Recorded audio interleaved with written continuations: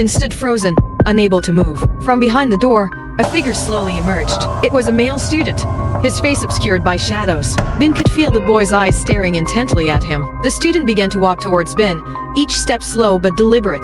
Binh's legs felt nailed to the ground. He couldn't move. As the student came within a few steps of him, Binh heard a whisper echoing through the air.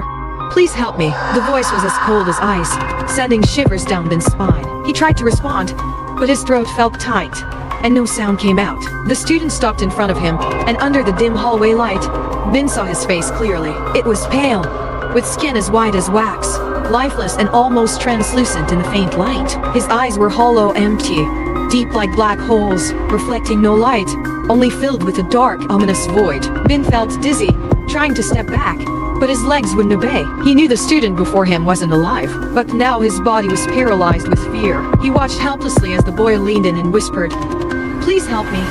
I can't leave this place." At that moment, other shadows suddenly appeared. They pulled the student back into the darkness, his cries echoing in the eerie silence.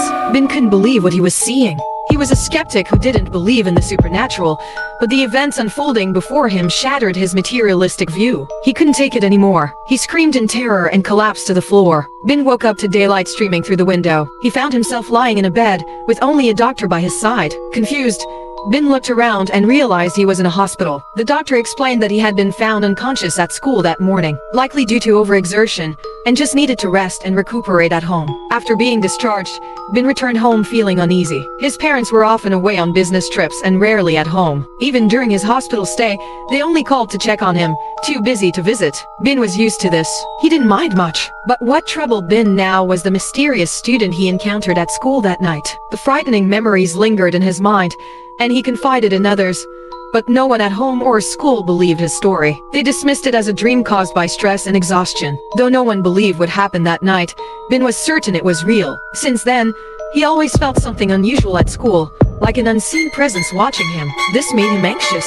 Determined to uncover the truth, Binh couldn't let fear control his life. He started investigating the mysterious student he had seen, convinced that he had once attended the school. He knew this because of the student's uniform, which was old and similar in design to the school's uniform, but had been discontinued years ago. Binh began his investigation at the library, going through old yearbooks. As he turned each page, he was startled to recognize the familiar face of the student he had seen. It was Tran Hai, a renowned student who had mysteriously disappeared years ago. The information about Hai stated he was intelligent, but no one knew the details of his disappearance. Binh felt a chill, realizing he had stumbled upon a significant and dangerous mystery. At that moment, someone tapped Binh on the shoulder from behind. Startled, he turned to see a girl. Binh recognized her. She was in a class next to his. She looked at him intently and asked, "Are you the one who encountered a ghost at school late at night?" Surprised, Binh didn't have time to answer before she continued.